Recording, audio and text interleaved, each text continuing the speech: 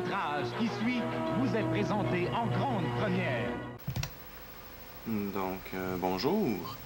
Aujourd'hui, dans cette vidéo, je vais vous faire un truc un peu spécial, quelque chose que l'on ne voit que très peu souvent déjà là sur le côté anglais de YouTube. Donc, là, je vous le fais encore une fois, probablement une autre grande première de ma chaîne. Voilà. Vous pouvez voir ici, j'ai deux lecteurs de bande magnétique.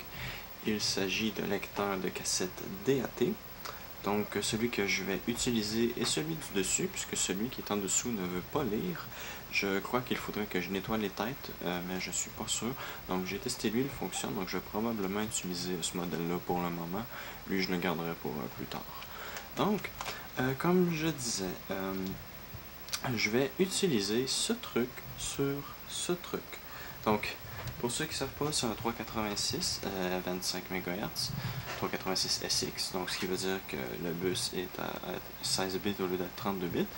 J'ai installé ici une carte SCSI que j'ai reçue il y a quelques temps. C'est branché le tout par le gros connecteur Centronics, qui est j'appelle ça Centronics, mais je sais pas si ça vient de chez eux, mais il me semble que c'est Centronics qui est branché sur le dit connecteur à l'arrière de la carte, puisque je n'ai pas de connecteur pour brancher sur le port interne, je dois utiliser le port externe.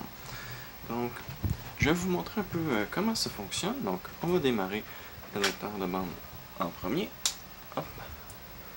Ensuite, on va démarrer l'ordinateur. Le lecteur fait des petits autotests. Voilà, il doit avoir terminé. La lumière devrait venir verte d'ici peu. On sort la cassette. Vous pouvez voir s'il y a une DAT tout à fait standard. Donc, on la prend. On insère dans le lecteur. Voilà. Vous pouvez voir, l'ordinateur prend son temps, il démarre, il fait ses petites choses. Donc, je peux enfin utiliser ce lecteur de bande-là grâce au programme Datman, qui est un programme qu'on trouve sur Internet. Malheureusement, le site officiel ne fonctionne plus. Il a fallu que je demande à quelqu'un qui me... en tout cas, j'ai réussi à avoir une copie de la version gratuitielle.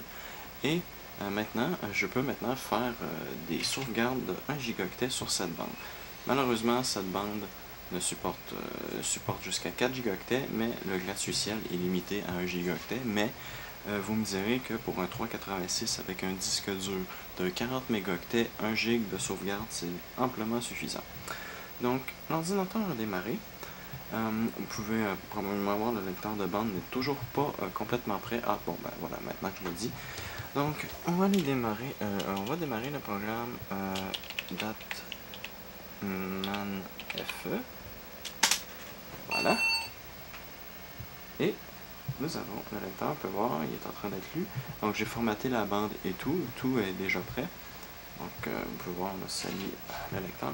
On va donc aller dans le D. Voilà. Vous pouvez voir ici, si je fais dire, on peut voir que le lecteur est vide. Donc, malheureusement, je ne peux pas utiliser Microsoft Backup puisque le logiciel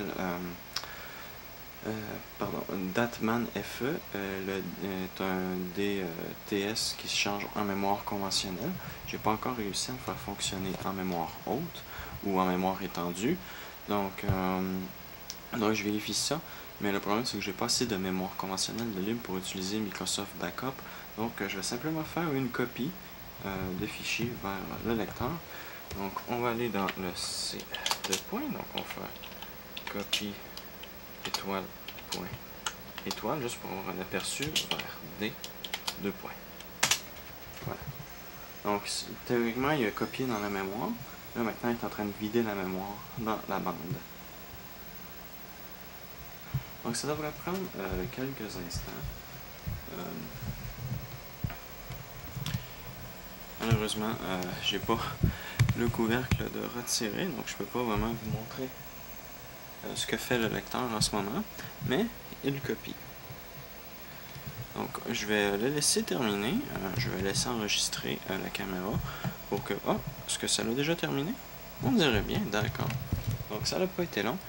On va maintenant aller dans le D. Hop. Voilà, dire.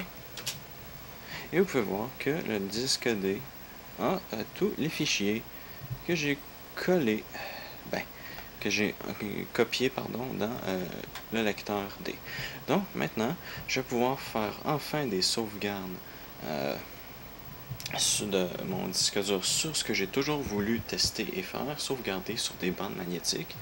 Donc voilà, en espérant que vous avez apprécié cette vidéo sur cette chose qu'on ne voit pas souvent, surtout sur DOS, et encore moins sur un 386. Et à la prochaine.